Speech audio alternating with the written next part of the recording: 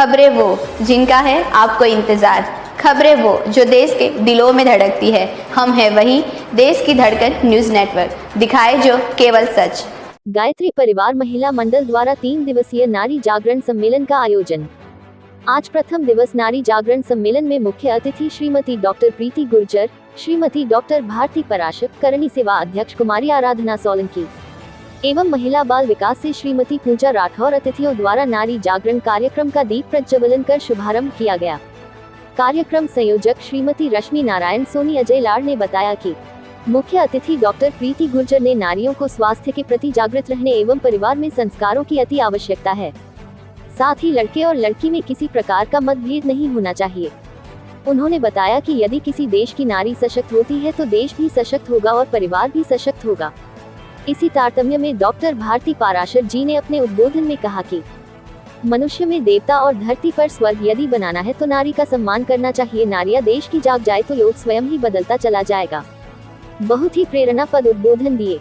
21वीं सदी नारी सदी के विषय में उन्होंने आगे कहा कि संस्कृति का उत्थान जहां नारी का उत्थान वहां होता है। उन्होंने 16 संस्कारों का भी जिक्र किया। उसने प्रमुख संस्कार पुष्पम संस्कार पर भी प्रकाश डाला। दिनांक 11 को कन्या कौशल शिविर संपन्न होगा एवं दोपहर 2 बजे बहन की पूर्णिमा संबोधित करेगी। संगीत स्वती जैन दीदी का, वादन दिलीप, रामशंकर, नर्मदा शंकर, तिरोले बंधुओं का रहा।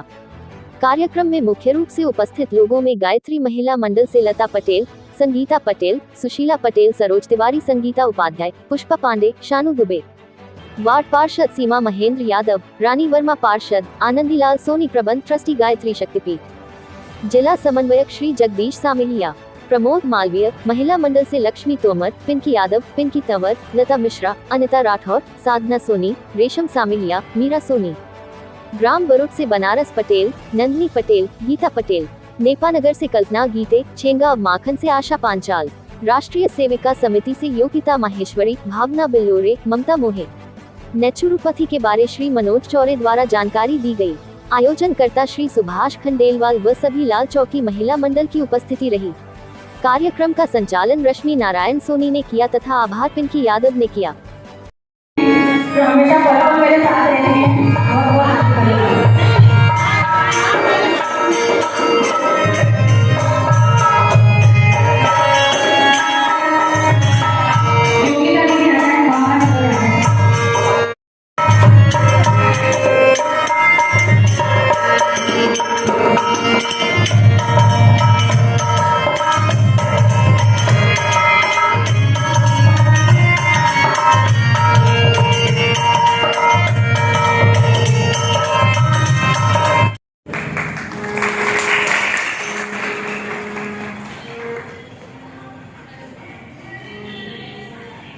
आराधना सोलंकी दीदी का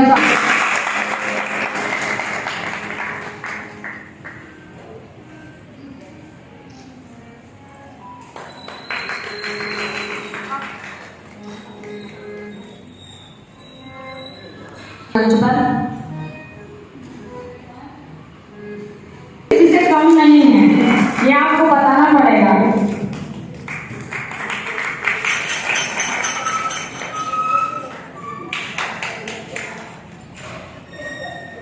यहाँ भी पार्षद जी का स्वागत करिए।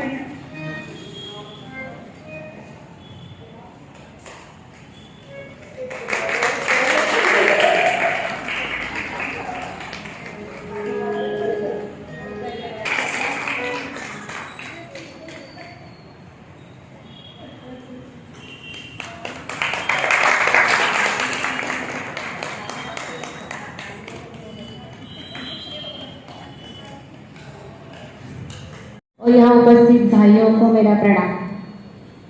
मुझे यहाँ आकर बहुत ही हर्ष हो रहा है और दीदी को और अजय भैया को, रश्मि दीदी और अजय भैया को मैं बहुत बहुत धन्यवाद देती हूँ कि उन्होंने मुझे यहाँ आकर आप लोगों से मिलने का सौभाग्य प्रदान किया। धन्यवाद दीदी, बहुत बहुत धन्यवाद आपका। हम लोग आज यहाँ इस 3 दिवसीय जो शिविर होने वाला है नारी जागरण सम्मेलन, उसके उद्घाटन के लिए आए हैं। मैं बस ये पूछना चाहती हूँ कि हमें ऐसे शिविर करने की आवश्यकता ही क्यों पड़ी है?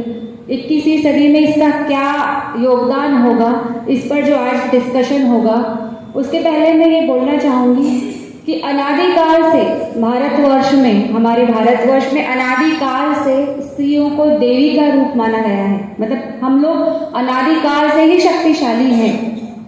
देवियाँ का मतलब कि जैसे शक्ति की देवी दुर्गा देवी, विद्या की देवी सरस्वती देवी, काली माँ, दुर्गा माँ, और इसके अलावा इवन नदियों को तक देवी कहा गया है।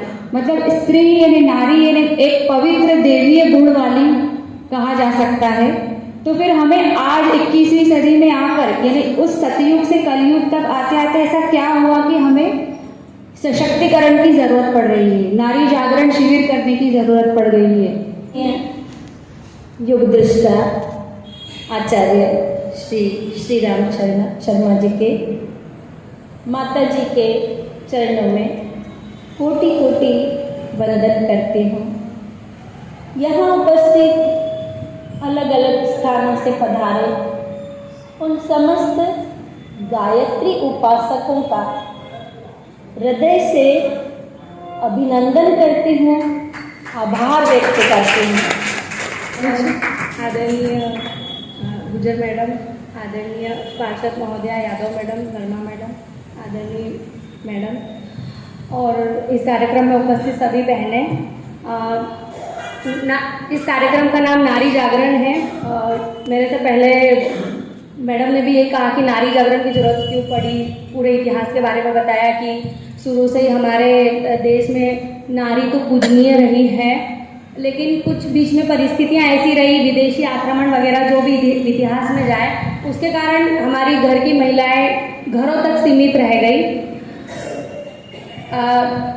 उसके बाद सरकार ने बहुत सारी योजनाएं बनाई महिला सशक्तिकरण से संबंधित, बेटी बचाओ बेटी पढ़ाओ, बहुत सारे अधिनियम बनाए, बाल विवाह निषेध अधिनियम, दहेज प्रथा अधिनियम, बहुत सारे अधिनियम हैं। हमको इन सब की जानकारी होना चाहिए और ये जानकारी जब मिलेगी जब हम शिक्षित होंगे। अभी भी हमारे प्रदेश में कई ऐसी इंटीरियर क्षेत्र हैं जहाँ महिलाएं बालिकाएं पढ़ती नहीं हैं, इसलिए उसके लिए भी कई सारी योजनाएं। फिर डॉक्टर मैडम ने लिंगानुपात पर भी बात की कि अब मतलब लड़का चाहिए करके हमारे प्रदेश का लिंगानुपात काफ़ी कम है। प्रदेश में देखें तो कुछ जिलों का लिंगानुपात बहुत पीछे है।